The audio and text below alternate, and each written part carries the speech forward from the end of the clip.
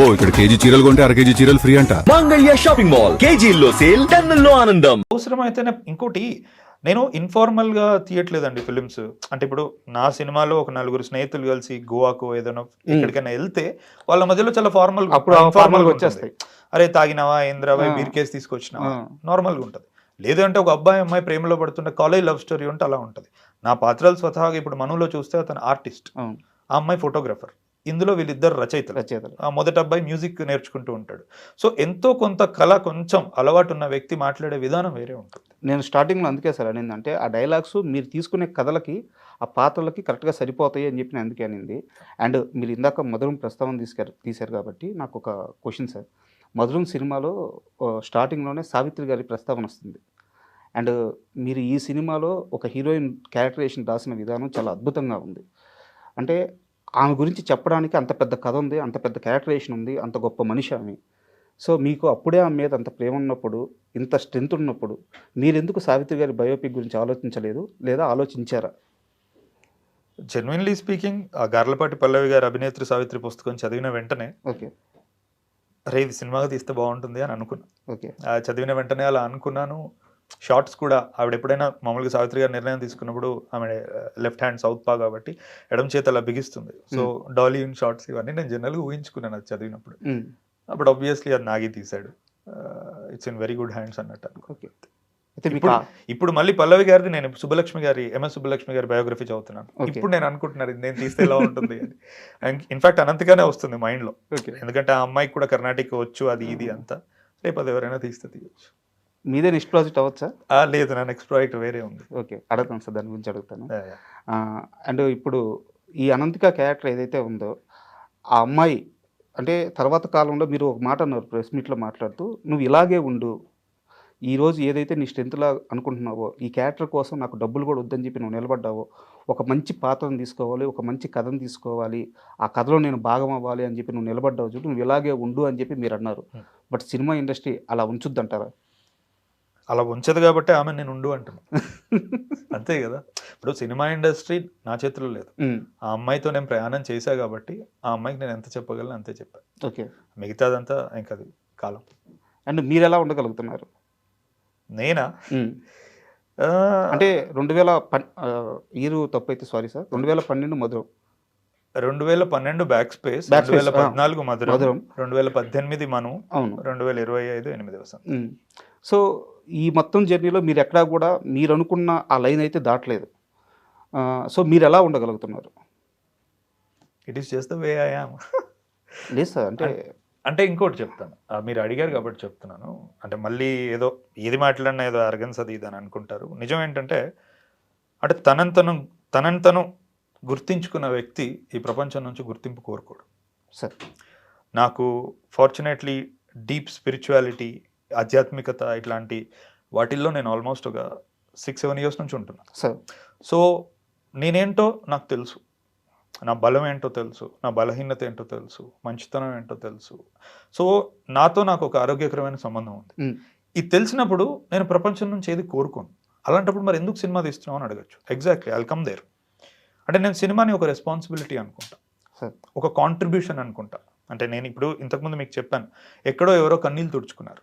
నేను డబ్బు కోసం నేను తీయట్లేదు, పేరు కోసం అసలే తీయట్లేదు నేను. సో ఇది వద్దనుకున్న వ్యక్తికి ఇంకా వాడు చాలా మూలాలకు వెళ్తాడు. నేను ఎందుకు తీస్తున్నానో తెలిసినప్పుడు నాకు నచ్చినప్పుడే తీసుకుంటూ కూర్చుంటా. అందుకు నేను సస్టైన్ అవ్వగలుగుతున్నా. బికాస్ నాకు వేరే వాటి మీద లేదు, బ్యాంక్ బ్యాలెన్స్ మీదనో పేరు మీదనో లేదు. ఈ రోజుకి ఫణీంద్ర నర్సిటీ ఫిలిం అంటే హ్యూజ్ ఆడియన్స్కి తెలియకపోవచ్చు, కానీ కేవలం ఆ పేరు చూసి వచ్చే వాళ్ళు ఉన్నారు. అంటే ఈ క్వశ్చన్ ఎందుకు అడిగానంటే సార్, మధురం తర్వాత మీరు ఎంత పెద్ద నిర్మాతలతో కూర్చున్నారో నాకు తెలుసు, మీకు ఎంత పెద్ద ప్రాజెక్టులు వచ్చినాయో నాకు తెలుసు. సో వాటన్నిటికీ నో చెప్పడం అనేది చాలా పెద్ద విషయం. సో మీరు నో చెప్పారు. నో చెప్పిన తర్వాత నెక్స్ట్ ఫిల్మ్కి ఎంత టైం పట్టింది? 4 years పట్టిందా సార్? 4 years పట్టింది. సో ఇంత ఓపిక, ఇంత స్థితప్రజ్ఞత ఎలా వచ్చింది?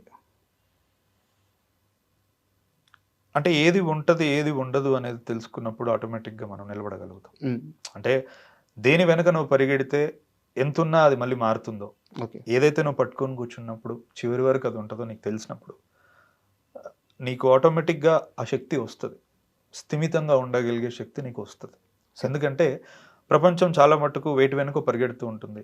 ఎంత పరిగెట్టినా ఇంకా ఆ దాహం తీరదు, రేపింకా. నాకు అలా కాదు. నేను క్లియర్ కట్గా అనుకున్నాను. ఇది చూశాక చాలామంది, అంటే అదేదో ఒక మెసేజ్లో చెప్పాలని నేను అనుకోలేదు, కానీ అరే ఒక అమ్మాయిలో ఎంత బలం ఉంటుందా అనే ఉద్దేశపూర్వకమైన రచన నేను చేద్దామని అనుకున్నా. ఓకే. అందుకు నాకు ఆ స్త్రీ మనసు లోపలికి వెళ్ళడానికి నాకు టైం పట్టింది. ఓకే. ముఖ్యంగా రాయడము విషయం కాదు, ఏం రాస్తున్నాము, ఎందుకు రాస్తున్నాము అనే ఒక స్థిమితానికి మనం రావడానికి టైం పడుతుంది. ఓకే. అది. అంటే ఇప్పుడు మీతో అండ్ మహానటి కూడా ఎందుకు ఈజీ అయిందంటే, ఈజీ అని నేను అనట్లేదు, అది పల్లవి గారు ఒక పుస్తకం రాసి పెట్టేశారు అక్కడ. శుద్ధి అలా కాదు, నేను పుట్టించారు ఆ క్యారెక్టర్. కాబట్టి నాకు ఇప్పుడు స్క్రాచ్ నుంచి క్రియేట్ చేయాలి కదా నేను. ఖచ్చితంగా. ఎంతగా అంటే అది నిజమా అన్నంతగా ఆ పాత్ర. అందుకు నాకు టైం పట్టింది. అండ్ ఇప్పుడు మీతో మాట్లాడుతుంటే స్పిరిచువాలిటీ అంటే ఆ మాటలు కానీ అవన్నీ మనకు అర్థమవుతుంది. అండ్ మీ సినిమాల్లో మధురంలో కానీ మనులో కానీ ఇప్పుడు 8 వసంతాల్లో కానీ దేవుళ్ళ రెఫరెన్స్ చాలా ఎక్కువ కనిపిస్తుంది. ఈవెన్ హీరోయిన్కి తను మళ్ళీ కెరీర్ మీద ఫోకస్ చేయలేనప్పుడు మీరు ఒక సీన్ తీస్తారు, దాంట్లో అమ్మాయికి భగవద్గీత ఇస్తారు చేతికి. ఒక కష్ట సమయంలో భగవద్గీత చదువు అని ఒక డైరెక్టర్ సినిమాలో చెప్పారు అంటే వారికి ఆ మతం మీద కానీ ఆ దేవుళ్ళ మీద కానీ ఎంత విశ్వాసం ఉందో అర్థమైపోతుంది. బట్ ఇదే సమయంలో మీ మీద ఒక కాంట్రవర్సీ వచ్చింది. సినిమాలో ఆ కాశీలో జరిగే సీక్వెన్స్లో ఒక రేప్ సీను, ఒక సీనియర్ జర్నలిస్ట్ కూడా దాన్ని అపోజ్ చేశారు ప్రెస్ మీట్లోనే, బహిరంగంగానే. బట్ పర్సనల్గా మీ సినిమాలు చూసిన వ్యక్తిని నేను కాబట్టి మీ మైండ్ సెట్ అది కాదు. మీరు దేవుళ్ళు అంటే ఎంత విశ్వాసంగా ఉంటారో, ఎంత నమ్ముతారో నాకు తెలుసు. ఎక్కడ తేడా జరిగింది సార్? అంటే మీరు ఆ సీన్ని ఎలా డెలివరీ చేయాలనుకున్నారు, వాళ్ళకి ఎలా అర్థమైంది, ఎక్కడ డిఫరెన్స్ వచ్చిందంటారు? ఇది కొంచెం పెద్ద ఆన్సర్ మరి. చెప్పండి సార్. ఓకే. అంటే నాకు దేవుళ్ళనే కాదు, మామూలుగా మనిషి అంటేనే గౌరవం సార్. ఇది నేను 4 కోణాల నుంచి విశ్లేషిస్తా. Very important. మొదటిది సీన్ ఎక్స్ప్లెయిన్ చేస్తాను, తద్వారా ఏంటంటే బెటర్గా అర్థమవుతుంది చాలామందికి. రెండవది ఒక కమ్యూనిటీని ఒక పేరు తీసి, ఇప్పుడు బ్రాహ్మణులకి ఉన్న రేప్కి కనెక్షన్ ఏంటి, ఒక బ్రాహ్మణుడితో మీరు రేప్ లాంటిది చేయిస్తారా, అత్యాచారం మీద పంపిస్తారా అన్నారు, అది ఆన్సర్ చేస్తాను. మూడోది కాశీ లాంటి పరమ పవిత్రమైన చోట రేపులు ఏంటి అని అడిగారు. నాలుగోది కాశీ లాంటి పరమ పవిత్రమైన చోట మాంసం ఏంటి, మీ సినిమా కోసం మీరు కబేలాలు పెడతారా అని అడిగారు.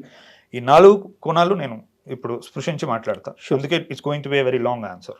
ఫస్ట్ థింగ్, మీరు సీన్ని చూసుకుంటే ఆ సీన్ యొక్క డైనామిక్స్, అందులో నాకు ఒక భక్తుడు కావాలి. ఎందుకంటే సీన్ భక్తి చుట్టూ రిలేట్ అయి ఉంది.